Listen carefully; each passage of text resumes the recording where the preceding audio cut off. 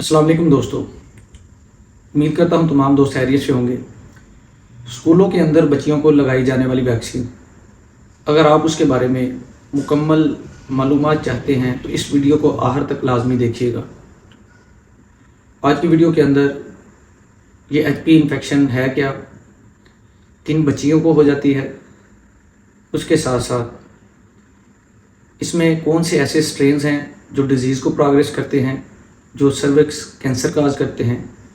इसके अलावा किन ममालिक के अंदर ये वैक्सीन बैन है, उसके साथ साथ इसके नुकसान क्या हैं, इसके फ़ायदे क्या हैं, उस हवाले से बात करेंगे।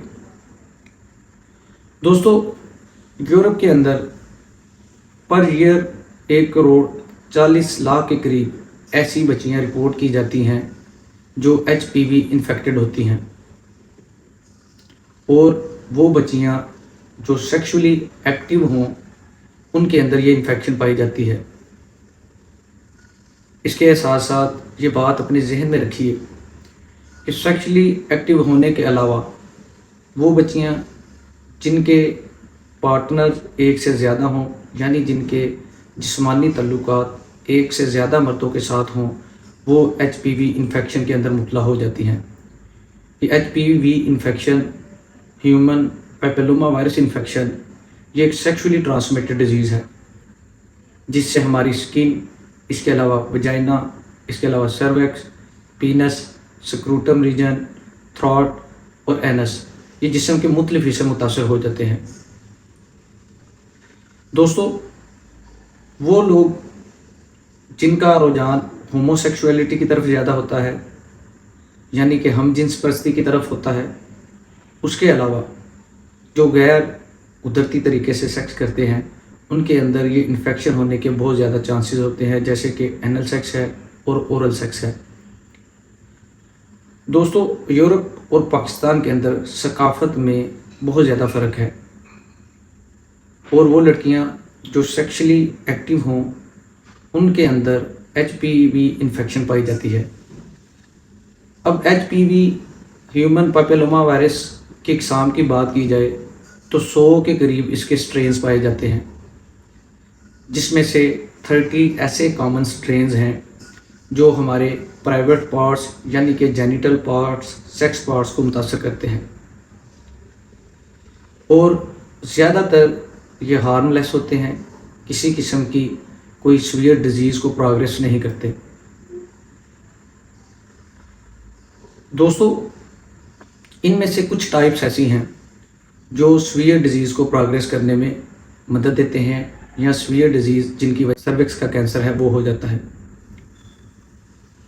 दोस्तों, वो लड़कियां जिनकी एज 30 साल से कम हो, उनके अंदर अगर एचपीवी इन्फेक्शन आ जाए, किसी किस्म का कोई स्ट्रेन आ जाए, तो ज़्यादातर वो बच्चियां खुद ब खुद उनका immune system, immunity of the body उनको ठीक कर देती है, रिकवर कर देती है। लेकिन वो लड़कियां जो सेक्सुअली एक्टिव होती हैं उनके अंदर जिनके पार्टनर ज़्यादा होते हैं तो ये डिज़ीज़ प्रोग्रेस कर जाती है। दोस्तों, पाकिस्तान के अंदर ज़्यादातर वो बच्चियां जिनकी शादी हो चुकी हो, एक तो वो सेक्सुअली एक्टिव होती हैं और सिर्फ अपने हस्बैंड के साथ जिस्मानी रवाबत होते हैं, जिसकी वजह से यहाँ पे इस किस्म के मरीज़ों की तादाद बहुत कम देखने को मिलती है। दोस्तों, इसमें से कुछ स्ट्रेन्स ऐसे हैं जो हमारे सेक्स पार्ट्स के ऊपर वार्ड्स बनाते हैं, मोके बनाते हैं। साइन एंड सिम्टम्स की बात करें तो यूजुअली इसके कोई साइन एंड सिम्टम्स नहीं होते। कुछ मरीज़ों के अंदर सेक्स पार्ट्स के ऊपर मोके बनते हैं जिनकी शक्ल गोभी के फूल की तरह होती है, और चंद मौक़ों के अंदर बड़ी शदीद किस्म की खारिश और दर्द भी होती है। दोस्तों, डायग्नोज करने के हवाले से बात करें तो इसके सिंपल 3 से 4 टेस्ट किए जाते हैं, जिससे आपको पता चल जाता है आया कि आप एचपीवी इन्फेक्शन के अंदर मुब्तला है कि नहीं। जिनमें सबसे पहला test pap smear screening test है, इसके अलावा एचपीवी स्क्रीनिंग टेस्ट है, इसके अलावा कॉलस्कोपी टेस्ट है, उसके अलावा विजुअल इंस्पेक्शन टेस्ट है, जिससे पता चल जाता है आया कि आप किसी एचपीवी इन्फेक्शन के अंदर मुब्तला है कि नहीं। अब बात की जाए एचपीवी के कौन से स्ट्रेन्स हैं जो सर्विक्स कैंसर काज करते हैं, तो उनमें से दोस्तों HPV स्ट्रेन नंबर 16 और स्ट्रेन नंबर 18, ये 2 ऐसे स्ट्रेन हैं जो सर्विक्स का कैंसर काज करने में प्रोग्रेस करते हैं। दोस्तों ये दोनों स्ट्रेन सर्विक्स के अंदर प्री कैंसरस सेल्स की डेवलपमेंट करना शुरू कर देते हैं, जो बाद जाके सर्विक्स कैंसर डायग्नोज हो जाता है। अब बात करते हैं इस वैक्सीन को घर वाले क्यों नहीं लगाते।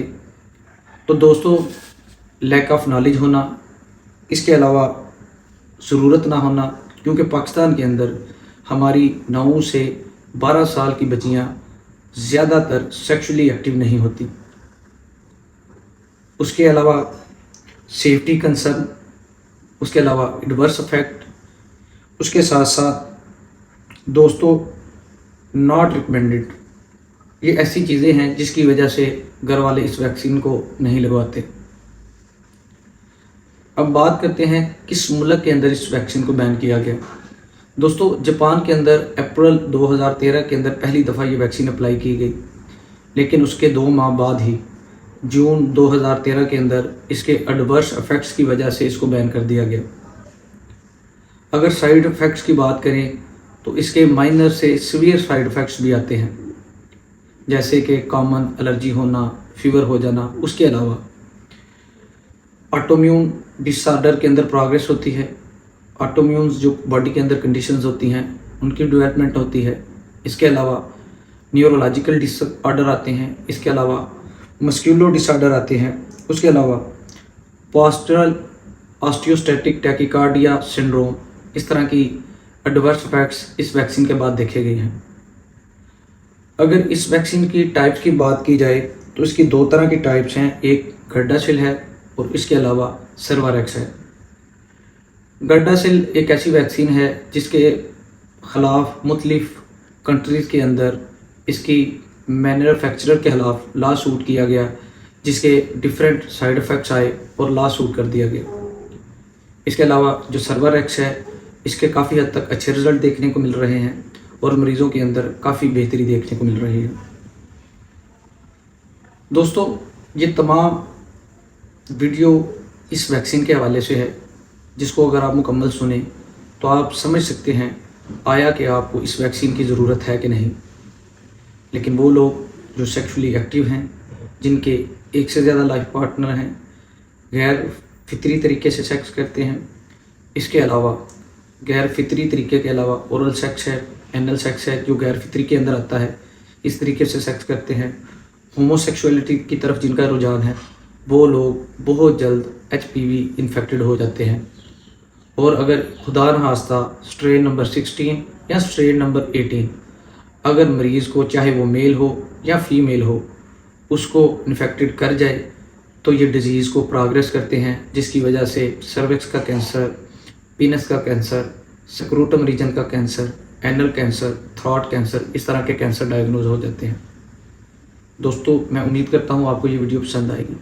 पसंद आए तो अपने दोस्तों के साथ शेयर कीजिए। मज़ीद इस तरह की इन्फॉर्मेटिव वीडियोज़ देखने के लिए हमारे चैनल को सब्सक्राइब कीजिए। नेक्स्ट